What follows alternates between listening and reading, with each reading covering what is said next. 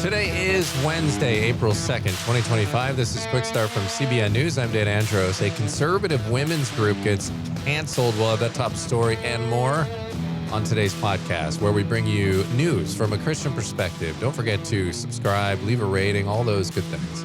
You can email us your thoughts as well. quickstartpodcast@cbn.org. We'd love to hear from you because we're grateful you're with us each and every weekday, bright and early, getting through the news of the cray, as we like to call it sometimes here on the podcast. Joining me today to get through it all, CBN's Billy Hallowell. Billy, on The Focus, we're taking a look at this new animated Disney series, which has a bit of a surprise character given the way Disney's going these days. Well, yeah, it's more than a bit of a surprise. It's a Christian character, so we'll get into that today. It's like, who let that slip through? How did that happen? We'll find out the details of that coming up on the Focus story. On the main thing, a major brand just told a conservative women's group their name was too political, and so their order was canceled. CBN's Tara Mergener has more on this story. We'll bring that to you coming up on the main thing. All right, the news in 90 is up next in 30 seconds, right after this. Let me tell you, the God's gonna cut you down. It's Holy Week in Jerusalem, and the city is restless. The people of Israel welcome Jesus as king, his followers ready for revolution. But instead of taking the throne, Jesus turns the tables. Woe to you, scribes and Pharisees! How will you escape being condemned to hell? Experience Holy Week like never before. What have you done? Coming soon to theaters, The Chosen, Last Supper. Get your tickets now.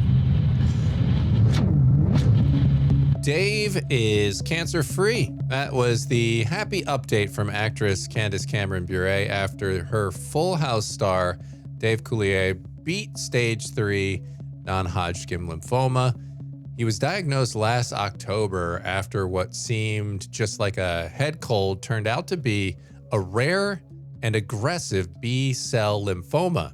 He told Parade magazine a recent biopsy came back clear, and a rep confirmed to People that he's now cancer-free. Coulier said his calm faith helped him face the diagnosis, telling CBN News in a past interview that getting sober rekindled the fire of his faith.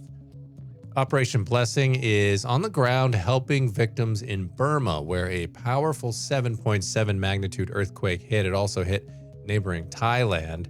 The death toll's over 2,000 so far.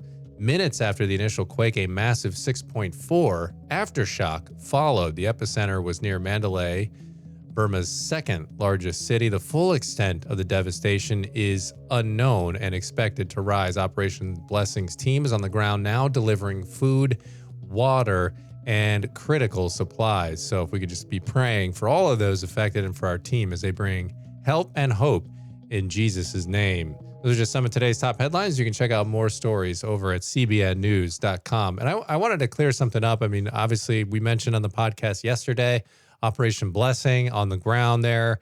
There is a lot going on there. You may know, or you may be familiar with Dave Eubank from Free Burma Rangers. He's been in Burma. That's where his family is, doing incredible work on the ground there. And there's just so much chaos going on there right now with a lot of military problems, that there's airstrikes going on. There's basically genocide essentially happening. And so Dave's in the middle of all of that, but Operation Blessing is trying to bring all these supplies and this help in the midst of all of that. But sometimes you might see people call that country Myanmar or Burma. And so you're like, what's the deal there? Well, we will often refer to it as Burma, and Dave Eubank does as well, Free Burma Rangers.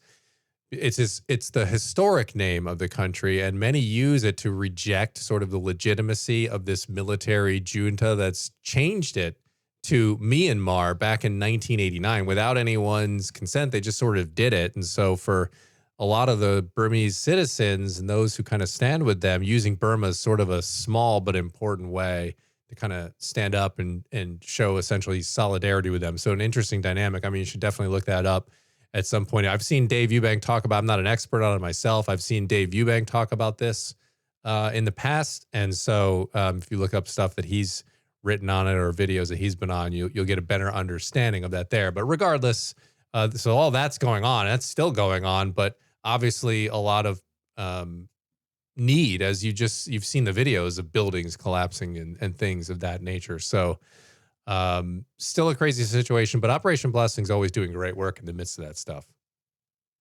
Yeah. Yeah, it's amazing to consider how crazy the rest of the world is in terms of the things that are going on. Like our biggest concerns some days are, oh, we have events to go to and our kids have things to do tonight. No, I might go to McDonald's today. And then you look at these other countries and they're dealing with just getting bombed. not that tragedies can't, right. They're getting bombed, but it's just, it's a totally different world. Yeah, it is. And we need to be praying for everyone there. And like I said, our team that's there. And if you want to help, go to ob.org. ob.org is where you can contribute, and your donations will go straight to people in need there on the ground. All right, we are going to head to the focus story now. And that new animated Disney series we were mentioning there at the top has a surprise Christian character.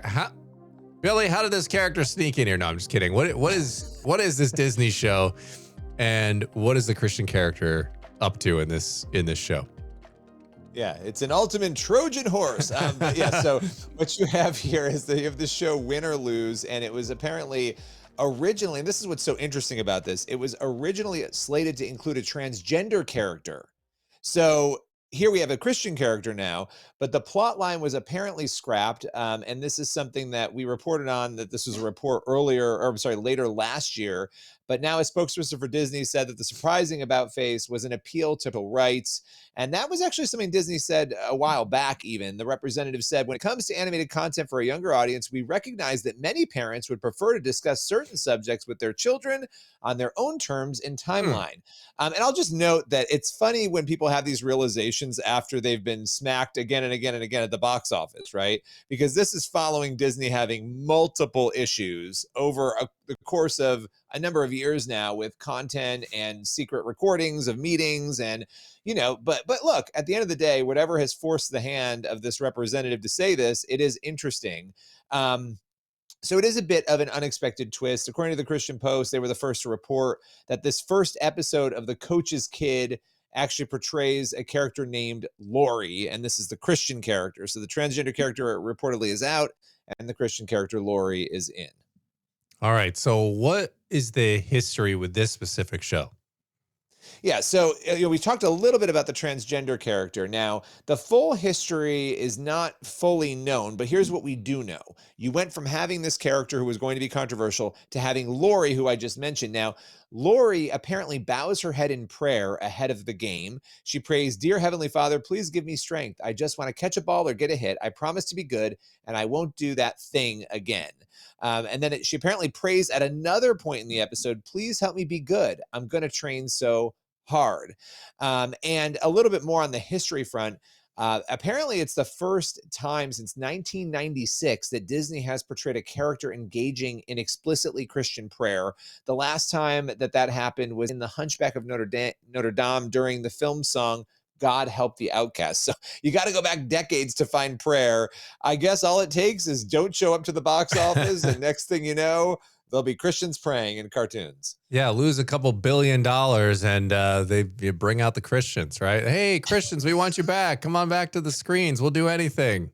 We'll say the prayer. No, but what is there more context going on here at all?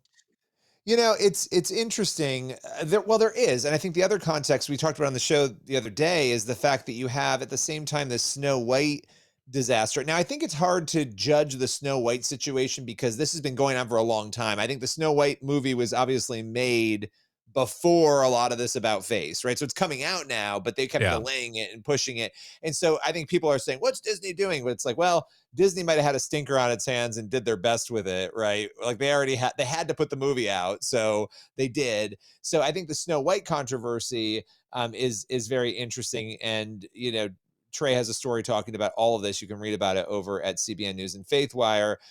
But it is interesting. At the same time, you've got The Chosen breaking a record for itself, at the box office, over the last weekend, making $11.5 million. And so that's small in Hollywood terms. But remember, The Chosen's a TV show and they're putting episodes in theaters. So the fact that they're breaking any kind of record and coming in third is notable, and it shows that people don't want to watch this other garbage. They want this kind of content.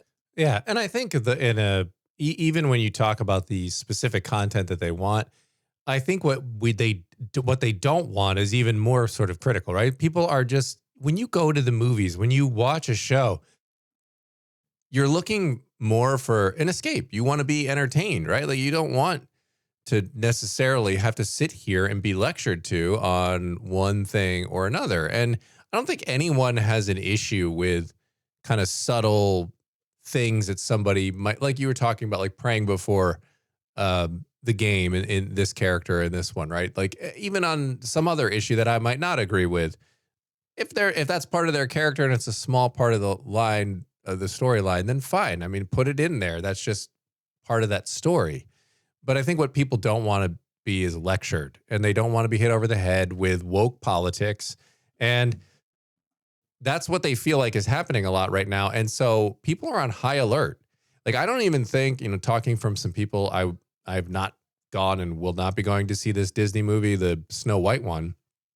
But from what I've heard, it's not even, if you go to it, it's not necessarily a great movie, but it's also not necessarily some big woke thing. But this actress went around saying all this stuff ahead of time, and people are so on edge and so tired of all this stuff, they just didn't go to the movie because they're like, I'm not even going to bother with it. And so I really think she probably tanked that thing from the get-go just by even hinting that this might be the kind of attitude behind this film, that the woke attitude. So I think that's, to me, a lot of what's at play here is what people don't want. They don't want to be lectured to.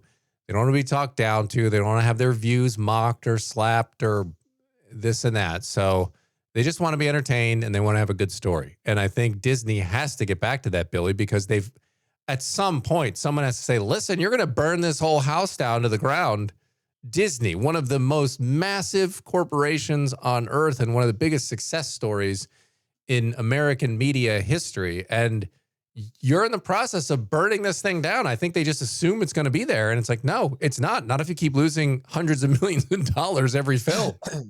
Yeah, it is very bizarre. And you're absolutely right. I think it does test the boundaries of how far activists are willing to go. And, I think we had Kirk Cameron on talking about this, and we talked about it on the show. Christians do need to also learn from this. If you want to make this content, how are you going to impact culture? Other people have viewpoints, and they're impacting culture through good art. I'm doing quote fingers, because they're able to create things that look nice and can capture attention. Christians need to do the same thing. Yes, absolutely. 100%. And thankfully there are some doing those things and doing a great job. And so any final thoughts on this, Billy, before we go? I think we got to keep praying for Hollywood, and just praying that, like, the projects like House of David, that the people making these things can continue to do that. And, even CBN, the films that we're making, that we can continue to get those films out to people, because this is how you change culture. This is how you impact people. And there's a role to do that in the church, and there's a role to impact the culture outside of the church. And so we need to do that. Yeah. And you didn't put it in there specifically, but I'll shamelessly plug it because it's great. It's a fantastic documentary investigating the supernatural. If you go to cbn.com/supernatural, right? And you will be able to get the link there to be able to stream it. And another outfit that's doing a great job, as you mentioned, is Chosen, who happens to be as well a sponsor of this podcast. And we're going to hear from them and be back in 30 seconds with the story of a major brand canceling an order of mugs over politics. That's coming up in 30 seconds. Let me tell you, the God's gonna cut you. It's Holy Week in Jerusalem, and the city is restless. The people of Israel welcome Jesus as king, his followers ready for revolution. But instead of taking the throne, Jesus turns the tables. Woe to you, scribes and Pharisees! How will you escape being condemned to hell? Experience Holy Week like never before. What have you done? Coming soon to theaters, The Chosen, Last Supper. Get your tickets now. YETI, known for its high-end coolers and drinkware, facing some backlash after refusing a custom order from the Clare Boothe Luce Center for conservative women. The reason, the phrase, quote-unquote, conservative women, they deemed it too political. Now, the group's president, Kimberly Begg, is speaking out and raising some big questions about bias in corporate America. Her conversation with CBN's Tara Mergener is today's main thing. Controversy is brewing over custom drinkware. Kimberly Begg, president of the Clare Boothe Luce Center for Conservative Women, says YETI canceled their order simply because they used words they consider political. The company cites a policy against political affiliations, but critics call this corporate bias. So, Kimberly, this was a big order. You've placed it before. So what were the words, or what did you want to put on here that was so offensive that YETI decided it was a violation of their policy? We wanted to put our logo on the mug. And of course, the logo includes our name. The name of our organization is the Clare Boothe Luce Center for Conservative Women. YETI came back to us and said, I'm sorry, we can't fulfill your order. Actually, it was worse than that because they processed our order and then came back and actually canceled it because they said that the words conservative women were political. Now, we are a 501c3 nonprofit organization, which means by law, we are a non-political organization. Yeah, and the one interesting thing that you had mentioned, you've done some research since this order was placed and canceled. I know you tried very hard to work with them to help them understand what you're all about, but you found some information online that you say is hypocritical. What did you find? Yeah, we did. You know, as a conservative organization, we participate in education programs with young women from across the country. Like I said, we are non-political, and all we wanted was to do business with this company because we actually really love their mugs. And a lot of our supporters and speakers and students also really love their mugs. So we weren't looking for an endorsement. All we were looking for was the opportunity to actually give them some business, to give them, you know, some of our money so that we could share their wonderful product with the people who support us. So it was shocking to us after this claim of neutrality to go on their website and see that they not only do business with far left radical organizations, they're actually actively partnering. One example is an LGBTQ organization called the Venture Out Project. And what they do is they go on overnight hiking trips with kids. So it's an LGBTQ organization that does overnight trips with kids. We also looked on the website and found that they endorse all sorts of programs that conservatives disagree with, which is fine, that's their right. But programs like DEI initiatives that they're happy to celebrate on their website, all while refusing to do business with a conservative organization. You know, conservatives, by the way, we don't consider the word conservative to be political. We consider it to be patriotic. You know, as conservatives, we stand for the same principles that our country was founded on. We stand for faith and freedom and family.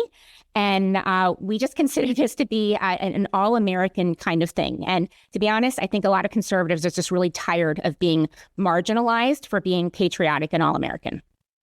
According to the brand, YETI values respect, tolerance, and open dialogue, and says it serves a diverse and varied customer base. So what have they said to you individually, and what have they said publicly, if anything, about why they could not fulfill the order at this point? Well, they have a few reasons that they give when they turn down an order. And I guess the two that would come as close to applying to us would be that they don't participate with groups that are political in nature and that are profane. So they're either calling conservatives political or they're calling us profane. And of course, the reason that they keep repeating is that they are not political, but how you could consider, you know, an organization that has all American values to be political when you don't consider an organization that works with kids pushing an LGBTQ agenda on them is not political. And then, of course, there's our tax status again. By law, we are a 501c3 nonprofit, non-political organization. And clearly, you're not taking this lightly. In fact, I want to talk about that billboard that's up in Times Square calling out YETI. And you've also gotten a ton of support even before that went up. It sounds like a lot of people want to help you and are happy to have your business. We are overwhelmed by the amount of support that we are receiving. Do you know that we have heard from more than 115 companies that only want to support us, that they actually want to fulfill our mug order? And we've heard from 8 companies that want to fulfill our order for free. So we are absolutely overwhelmed and very, very pleased by that level of support. And yes, we are in Times Square. We are now in the heart of New York City. Why? Because conservatives belong in New York City. We belong in every city across the country. Conservatives are tired of being marginalized. This is so much bigger than the good work that we are doing here with young women at the Luce Center. This is about conservatives being tired of being silenced. We're tired of being marginalized, and we want to be respected by corporations and by people in society who have accepted this narrative that there's tolerance for far left extremist ideas, but not tolerance for patriotic Americans. And I imagine, Kimberly, this has raised a lot of awareness about your organization. And is there anything else big picture that you hope comes out of this? Because you're a role model for a lot of women.